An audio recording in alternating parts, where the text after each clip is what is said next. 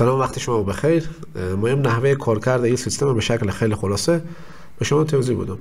قسمت اول داشبورد ماجیگا داریم که از قسمت‌های مختلفی تشکیل شده، منتها اینا همگی صفره و این گراف‌ها چیزی نشون نمیده به ما، به خاطر که تا حالا چیزی ثبت نکردیم داخل سیستم. باز بعضی که ثبت کردیم میایم اینجا رو بررسی می‌کنیم. قسمت بعدی چاپ خودکار نسخه هست که به شکل اتومات چاپ میکنه که فعلا میگم چیزی ثبت نشده، باز وارد این قسمت میشیم. بخش بعدی مدیریت ملیزانه که ثبت و نمایش داره. قسمت بعدی مدیریت نسخه ها داره، ثبت نسخه، نمایش نسخه ها. قسمت بعدی ثبت و نمایش کارمندان و مدیریت وظایف کارمندان. بخش بعدی مدیریت داروهایی که از 4 قسمت تشکیل شده: ثبت دارو، نمایش دارو، دسته‌بندی و واحد شمارش. قسمت بعدی تنظیماتی که بیشتر برای بخش نسخه ها اینجا تنظیم میشه و توضیح میدم همگی. بخش بعدی مصارفه که فعلا به این کاری ندارم، این هم که تنظیمات حسابه که باز هم توضیح میدم. خب برای شروع به مهم کارمند ثبت کنم، یعنی مهم کارمند اول ثبت کنم، باز مهم ثبت نسخه و مریض و دیگه قسمت ها. میام اینجا قبل از اینکه وارد ثبت کارمند بشم میام وارد مدیریت وظایف میشم. مدیریت وظایف کارمندان، ما هر کارمندی که ثبت میکنیم باید مشخص کنیم که وظیفه او چیه. فعلا من 2 تا وظیفه اینجا ثبت کردم: دکتر و حسابدار. میتونیم هر اندازه‌ای که یعنی هر چند تا که وظیفه داشته باشیم اینجا ثبت کنیم. مثلا ما یک وظیفه ثبت میکنم، چی ثبت کنم؟ مثلا آشپز مثلا ثبت میکنم، آشپز وارد میکنم، ثبت میذارم، اینجا اضافه میشه. ما حالا 3 تا اینجا وظیفه داریم. میام حالا قسمت کارمندان، ثبت کارمند جدید. قسمت وظیفه اگر بیایم این 3 وظیفه‌ای که ثبت کردیم اینجا ما نشون میده. خب این فرم ثبت کارمندان، من اگر رو ثبت کلیک کنم میبینید که 4 قسمت الزامیه. این 4 قسمت حتما باید وارد بشه: نام اینه، شماره اینه، رمز عبوره و وظیفه اینه. خب نامی که مشخصه، نام که نام دیگه باید وارد بشه. شماره موبایل میشه او نام کاربری و رمز عبور هم میتونه وارد بشه، یعنی توسط این شماره و این رمز عبور یا این پسوردی میتونه وارد بشه، وارد پنل خود بشه. این قسمت هم که ما وظیفه داریم دیگه. ما یک دکتر حساب کنم، میام اینجا میگم که دکتر مثلا حمید احمد رضا مثلا هاشمی، شماره باشه 0799 99 99 99. اگر دقت کنید من اینجا شماره که وارد کردم اینجا هم کپی شد، یعنی قسمت رمز عبور هم این شماره کپی شد. چرا این کارو میکنه؟ دیگه شما رمز عبور وارد نکنید، چون شاید یاد شما بره که رمز عبور این احمد هاشمی چیه. شما وقتی ساختین این شماره رو برید میدین، یعنی شماره خودتون دیگه برید میگین که توسط شماره خود میتونی وارد بشی. وقتی وارد شدی خودت برو رمز خود عوض کن، یعنی رمزی که داری عوض کن. حالا من نمام این شماره باشه، من رمز خود وارد کنم. من اینجا میگم که 6 تا 9 باشه، 1 2 3 4 5 6. حتما بگم 6 کاراکتر هم باشه. خب تخصص وارد میکنم اینجا، مثلا میگم که فوق تخصص مثلا چشم باشه. فوق تخصص چشم، من نمیفهم این تخصصی داره میانه. این قسمت هم میگم این دکتره و ایمیل و اینا اگه وارد کنم خب چی بیتر دیگه، یعنی اطلاعات کاملتر میشه. عکس هم از اینجا میتونم وارد کنم، یک عکس بریم وارد میکنم، یک عکس انتخاب میکنم و یکی از قسمت‌ها مهمه این تعیین سطح دسترسی. این اگه وارد کنیم این قسمتایی که ما اینجا داریم همه اینجا لیست شده. میگیم که همین آقای احمد رضا هاشمی به چه قسمت‌های از این سیستم دسترسی داشته باشه. خب من میگم که مثلا چاپ خودکار نمام داشته باشه، ثبت مریض نمام دسترسی داشته باشه، ثبت نسخه دکتر فقط باید نسخه ثبت کنه، ثبت نسخه مثلا نمایش نسخه ها و کار به کارمندان نداریم. مثلا درو هم بتونه ثبت کنه و دیگه چیزی نیاز نیه. ثبت میزنم، ثبت که میزنیم این کارمند ثبت شد. اگه حالا بیام قسمت کارمندان و نمایش کارمندان میبینیم که اینجا این کارمند ثبت شده. میتونیم از اینجا بیایم ویرایش کنیم و میتونیم جزئیات کامل به اینجا ببینیم. حالا این گراف اینجا چون چیزی یعنی فعالیت نکرده اینجا چیزی به ما نشون نمیده. این قسمت هم که مشخصات عمومی اینه که یه عکسی بود و دیگه مشخصاتی که اینجا میبینیم. خب ما حالا مایم این شماره و این رمز عبوری که برای از آقای دکتر صاحب ثبت کردم بدم بریم و این وارد پنل خود بشه. خب من یک مرورگر دیگه اینجا باز میکنم و مشکل از همین استفاده کنم. خب این صفحه وروده. بعد از اون حالا این دکتری که ما ثبت کردیم ما این وارد بشه دیگه. شماره بود 0799 99 99 99. رمز عبوری هم 6 تا 9 بود، 1 2 3 4 5 6. ورود میزنیم. خب وقتی که وارد بشیم می‌بینیم که همون قسمت‌هایی که ما برای دسترسی دادیم اینجا اضافه شده. مدیریت نسخه ها رو برای گفتیم درو فقط ثبت کنه و این مصارف باشه که من این مصارف ور دارم چون هنوز خلاص نشده. ببخشید باشه که من این ور دارم از اینجی. خب اینجا اگه رفرش میکنم دیگه با هم نشون داده نمیشه. خب میبینیم که ما دسترسی هایی که دادیم اینجا این دکتر صاحب میتونه ببینه. اینجا هم اسم میایه و عکسی هم که داریم که اینجا نشون میده. ما اگر دوباره بیام اینجا میتونم بیام قسمت برگشت بزنم، قسمت ویرایش، میتونم از اینجا بیام دسترسی های تغییر بدم. فعلا به این سه قسمت دسترسی داره دیگه. اگر اینجا بیام این سه قسمت میتونیم ببینیم، یک قسمت، دو قسمت و این سه قسمت. مثلا من میگم که به مثلا کجا بگم به ثبت کارمند میتونه این کار بتونه انجام بده. ثبت کارمند تیکل میزنم و ویرایش میزنم. اگر بیام به اینجا واسه کنم اینجا ما کارمندان ندارم دیگه، من اینجا رفرش میکنم کارمندان اضافه میشه و فقط ثبت کارمند دیگه نمایش نمیتونه ببینه، فقط ثبت کارمند. خب این بحث دسترسی های که میتونیم کم و زیاد کنیم. و حالا اینجا قسمت تنظیمات حساب میتونه به اینجا رمز خود عوض کنه. خیلی ساده، رمز فعلی که 1 2 3 4 5 6 بوده میزنه و اینجا رمز جدید خب وارد میکنه. اگر هم رمز خب فراموش کرده باشه خب میگه اینجا این میزنه و میتونه اگر ایمیل وارد کرده باشه مدیر میتونه توسط ایمیل خود رمز خود ریکاوری کنه. یعنی اینجا ایمیل خود وارد میکنه، ارسال میزنه، یک لینک فایلسازی، یعنی لینک فایلسازی کنه، لینک تغییر رمز عبور به ایمیل ارسال میشه، از اونجا میتونه رمز خود عوض کنه.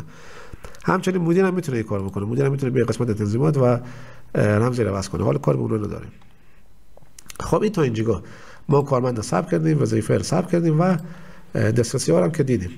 حالا ما این بیایم قسمت مهم میل سیستم و ثبت نسخه و نمایش نسخه و چیزا و مریضان. خب من میام قسمت ثبت نسخه. اگر قسمت ثبت نسخه بیام یک فرم به این شکل میبینیم. اینجا اطلاعات مریض داریم، اینجا اطلاعات درو ما داریم.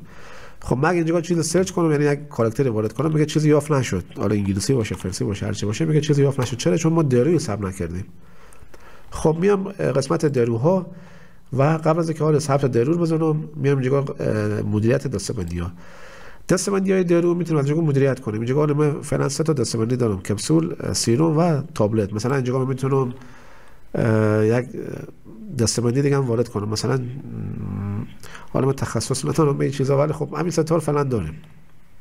قسمت بعدی واحدهای شمارشه. میتونیم اینجا بیایم واحد شمارش وارد کنیم. اینجا ما باکس داریم، کارتن داریم و مثلا بسته مثلا وارد میکنیم، اینجا اضافه میشه، مثلا عدد اینجا وارد میشه. این دقیقاً مثل همین مدیریت وظایف میتونیم هر اندازه‌ای که واحد شمارش داشتیم اینجا اضافه کنیم. همچنین این قسمت دسته‌بندی هم هر اندازه که داشته باشیم میتونیم وارد کنیم. خب حالا میام درو ثبت کنم. میام ثبت درو. نام درو مثلا چی بزنم؟ مثلا نام درو مثلا گولی سردرد. البته این که اشتباهی ولی خب تست دیگه. خب بعد نام این اصلی اگه داشته باشه اینجا وارد میکنیم. اینجا دسته‌بندیایی که اون قسمت ساختیم به این قسمت ها ساختیم و واحد شمارش اینجا میایه. میگم این هست مثلا تابلت و اینجا این هست مثلا عدد هست. تولید کننده کجای تولید کننده وارد میکنیم. اگر توضیحاتی داره وارد میکنیم، اگر عکسی هم داره اینجا وارد میکنیم. اگر دقت کنین 3 بخش الزامی اینجا که این ستاره داره، یعنی باید این 3 بخش وارد بشه حتما. اگه مثلا میل پاک کنم ثبت بزنم یه رول میده اینجا اصلا به هیچ عنوان این فرم ارسال نمیشه. گولی سر درد و این 2 بخش هم همچنین. خب من این گولی سر درد ثبت میزنم و این ثبت میشه. یک دونه دیگه هم ثبت میکنم، مثلا میگم که گولی مثلا چشم درد. خب میام اینجا میگم که این هم تابلته و این بسته و ثبت میزنم. خب ما 2 تا گولی ثبت کردیم. اگر بیام به این قسمت نمایش دروها، خب این 2 درو داره. من عذرخواهی میکنم به خاطر اسم درو خیلی یاد ندارم دیگه، همینا رو وارد کردم دیگه، باز فقط جنبه تست داره. خب اینجا نام دسته‌بندی‌ها میاد که حالا فعلا آیدی اینا میاد باز اینا جور میشه که اینا نام دسته‌بندی‌ها میاد که مثلا واحد شمارش چی بوده و دسته‌بندی چی بوده. این قسمت میتونید ویرایش کنین اگر ویرایش دیش و این قسمت هم میتونید جزئیات ببینید دیگه، جزئیات کامله که اینو فعلا کاری نداریم. خب این از درو ما 2 تا درو ثبت کردیم. حالا میایم قسمت نسخه ها و ثبت نسخه.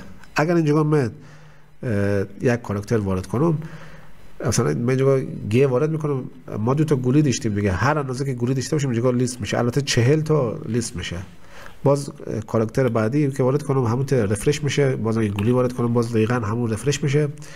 اگر اسپیس بزنم مثلا اینجا سین وارد کنم دیگه اون چشم گم میشه دیگه، چون داخل از سین نداره دیگه، این گم میشه. خب خلاصه این انتخاب میکنیم. بعد از اون اینجا میگه که تعداد درو چند تاه، مثلا 1 تا 10 تا، فعلا اینجا تا 10 تا داریم. از کجا میتونیم این مدیریت کنیم؟ حالا به شما میگم. قبل از اینکه بیام وارد این قسمت بشیم میبینم توضیح میدم که باز وارد این تنظیمات بشیم. خب زمان مصرف از این کیه؟ مثلا میگه قبل از غذا. خب کد گرایی هم اشتباه شده. خب شاید بعد از غذا باشه، شاید مثلا 6 ساعت باشه، هر 8 ساعت باشه. اینو از کجا اضافه کنیم؟ ما به شما توضیح میدم. مقدار مصرفی چیه؟ مثلا 1 دانه در روز، 2 دانه در روز، مثلا 4 دانه در روز، یا هر اندازه که هست دیگه. یعنی اون واحدهایی که داریم اینجا واحدهای مصرف اینجا اضافه میشه. و اینجا هم طریقه مصرفه، مثلا خوراکی اگر پیچکاری باشه به رگ کار میشه، به گوشت کار میشه، یا او طریقه مصرف که حالا من خبر ندارم.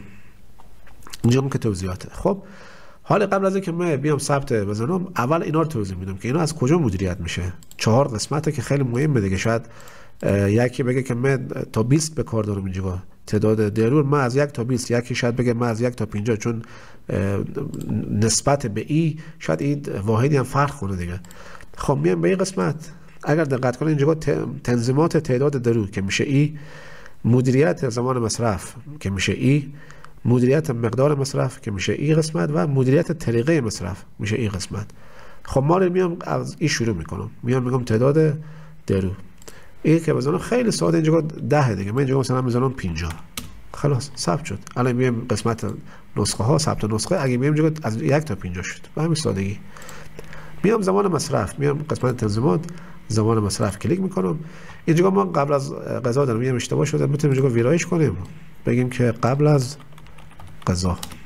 این ویرایش شد. خب حالا مثلا ما بعد از غذا داریم، بعد از غذا مثلا هر 6 ساعت و هر اندازه‌ای که، یعنی هر تعدادی که داشته باشیم خیلی ساده اینجا وارد میکنیم.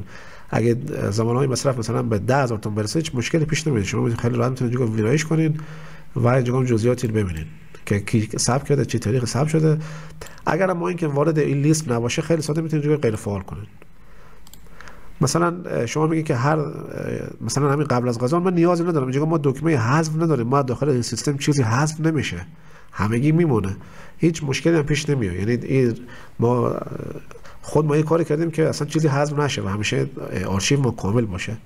اینجا رنگ سرخ شد. خب یعنی چی؟ یعنی که این غیر فعاله. غیر فعال یعنی چی؟ اگه من بیام قسمت ثبت نسخه، من دیتور میتونم ببینم دیگه، قبل از غذا نمیبینم. چرا؟ چون غیر فعال شد دیگه. من اینجا بک بزنم اینجا غیر فعال شد. اگه بیام اینجا فعال کنم دوباره میتونم فعال کنم، دوباره بیام ثبت نسخه و این قسمت میبینید که اضافه شده. بقیه قسمت هم همین حالته، مثلا مقدار مصرف و طریقه مصرف. خیلی ساده میام مقدار مصرف دقیقاً همون حالت داره. مثلا 1 دانه در روز، مثلا میگم که مثلا 2 دانه در روز ثبت میزنم و دوباره اینجا ویرایش جزئیات داریم. اگر بیام این قسمت میبینید که اینجا 1 دانه در روز، 2 دانه در روز.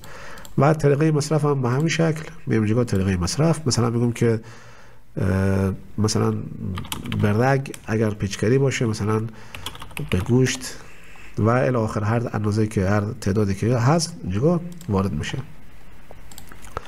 خب پس این 4 قسمت، از این قسمت میتونید راحت مدیریت کنید خود شما، دست خود شما دیگه. نیازی نیست به کسی بگین که مثلا اینجا یک گزینه کم داره یا اضافه بشه یا الی آخر.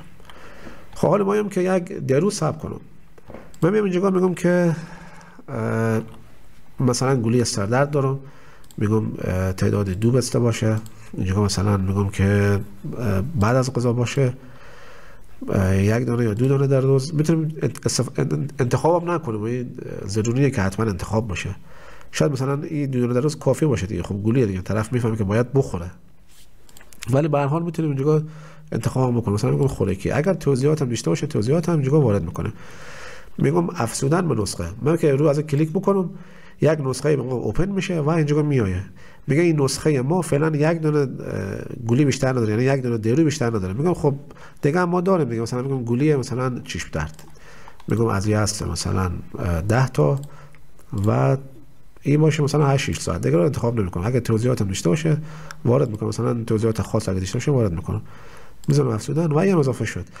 اگر دوا دیگه هم داشته باشیم اونجا هم میتونیم انتخاب کنیم دیگه. امکان داره که مثلا ما به یک نسخه 5 قلم دوا خواسته باشیم اضافه کنیم. خیلی ساده اینجا سرچ میکنیم، اول بعد ثبت بشه دیگه، سرچ میکنیم و دونه دونه اضافه میکنیم، اینجا اضافه میشه. حالا فعلا 2 تا دوا ما اینجا وارد کردیم.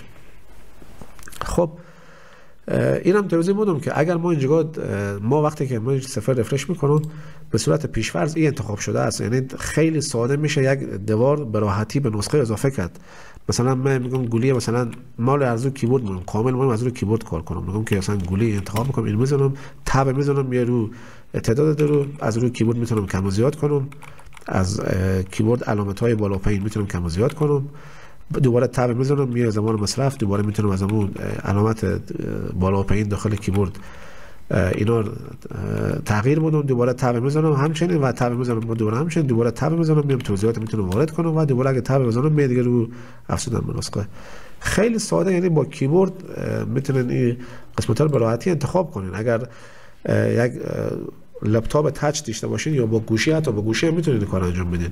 با گوشی به راحتی میتونین انتخاب کنین. من اگه حالت گوشی بیارم باشه که خوب شد یادم افتاد، میبینم حالت گوشی یا باشه یک کار دیگه بکنم، میبینم اینجا به این قسمت و این حالت‌های مختلف ما نشون میده.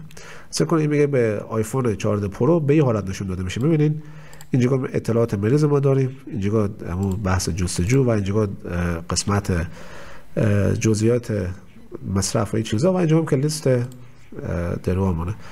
این میگه به پیکسل پرو به این حالت نشون داده میشه، به آیفون 14 پرو مکس به این حالت نشون داده میشه، به تبلت به این حالت نشون میشه. این تبلته میبینیم کنون هم دیگره، این چون تبلت کلانتره دیگه گوشی خورد میشه.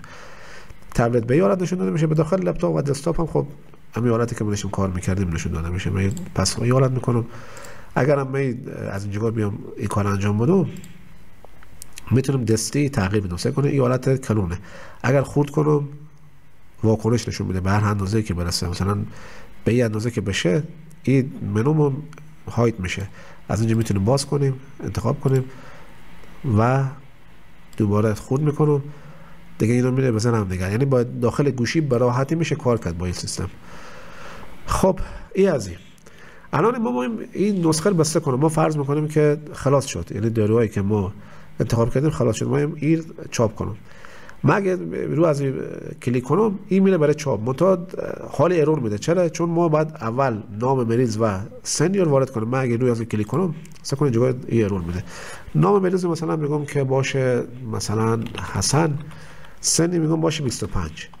وقتی من 25 وارد میکنم اینجا تاریخ تولد اتومات میاد، ما داخل دیتابیس تاریخ تولد ذخیره میکنیم. چرا؟ چون اگه یک سال دیگه باز مثلا گفت سنم 26 باز اینا نشه که باز به مشکل بخوره. اینجا تاریخ تولد وارد میکنیم، باز به شما نشون میدم به قسمت نمایش مریضان که به چه شکل نشون داده میشه. خب میتونیم نام پدر رو وارد کنیم، میتونیم وارد نکنیم. اینجا میتونیم جنسیت انتخاب کنیم، شماره موبایل میتونیم انتخاب کنیم و این قسمت علائم حیاتیه. اینجا میتونیم علائم حیاتی که این 5 تا هست اینجا هم وارد کنیم، میتونیم وارد هم نکنیم، ولی اگه خواستیم وارد میکنیم، نخواستیم وارد نمیکنیم. خب این دو تا که وارد کردیم خلاص ثبت نسخه میزنیم. این نسخه ثبت شد، به همین راحتی یک نسخه ثبت شد. حالا اگه میام قسمت چاپ خودکار نسخه ها می تاب دیگه وا میکنم اینجا نمیشه کنه این اتومات چاپ میشه. خب یا اتومات چاپ شد. چرا داره به این حالت چاپ میشه؟ این یک توضیحی داره. در اصل چاپ به این حالت من باشه که این نسخه رو باز کنم. فعلا کلینیک این سیستم در حال استفاده هستن. کلینیک مهر سلامت هست که داخل هرات و این آدرس اینایی هم شماره اینایی. خب اینا به این حالت شد که آمدن یک عکس مثل از این طراحی کردن، یک نسخه مثل از این طراحی کردن. باز ما هم چیکار کردم؟ ما اومدم این دیتا آوردم به رو از اون، یعنی من دوباره چاپ بزنم اینجا به ما کامل نشون میده. کنه این دیتا آماده رو از اون، میبینین اینا آماده کامل به بالا از اون. بعد یک قسمت دیگه ما اینجا داریم که تنظیمات باشه که از اینجا بیایم، تنظیمات نسخه که اینجا میتونیم وارد کنیم میتونیم نام کلینیک وارد کنیم یا شفاخانه و شعاری که داره، 4 تا شماره موبایل میتونیم وارد کنیم، وبسایت، ایمیل، آدرس و لوگو و ثبت میزنه. خیلی ساده اینا اطلاعات ثبت میشن. اینجوری هر تغییری بدیم میتونین وارد کنیم و ثبت بزنین و این اطلاعات میای به کجا میای بالا از این نسخه. خب حالا میام این نسخه بررسی میکنم. این قسمت نگاه کنین. نام میرس چی بود؟ حسن وارد کرده بودم. سن چند بود؟ 25 بود و تاریخ مراجعه امروز بوده 29/1404. خب ما 2 تا گولی بده دادیم اینجا، دقیقاً اینا همه گیر به ما آورده با جزئیاتی و کدوم دکتری چک کرده بوده؟ دکتر کاظم حسینی و این هم تخصصی که اینجا داریم و الی آخر دیگه. اگر خواسته باشیم دوباره چاپ کنیم این میذاریم چاپ میشه. ولی نکته مهم به حساب چاپ، حالا اینجا داره اینا نشون میده میبردانم این کلا سفید چاپ میشه. دقیقاً اینا چه اتفاقی اینجا میفته که داخل کلینیک این کاغذ آچار داخل پرینتر خود میگذارن و به بالا از این چاپ میشه و خروجی میشه چی؟ خروجی میشه ای. خب بخش مهمه، یکی از بخش های مهم این سیستم چیه؟ شما وقتی که قسمت چاپ خودکار بیاین، اگر یک دکتری یک نسخه به پرینت میزنه، این خود اتومات پرینت میکنه. اصلا یعنی نیازی نیست که شما کار خاص انجام بدید، یعنی حتی رو ازم نیاز نمیزنه. این برای چیه؟ این برای از اینه که اگر یک وقتی هر اتفاقی افتاد، اینترنت ضعیف ویدیو کار شد که به صورت خودکار چاپ نشد، شما رو ازم میزنه چاپ میشه. حالا نسخه وجود نداره دیگه، ببینید هیچ چاپ نمیکنه چون حالا نسخه وجود نداره. ادامه میگذاریم برای ویدیوی بعدی.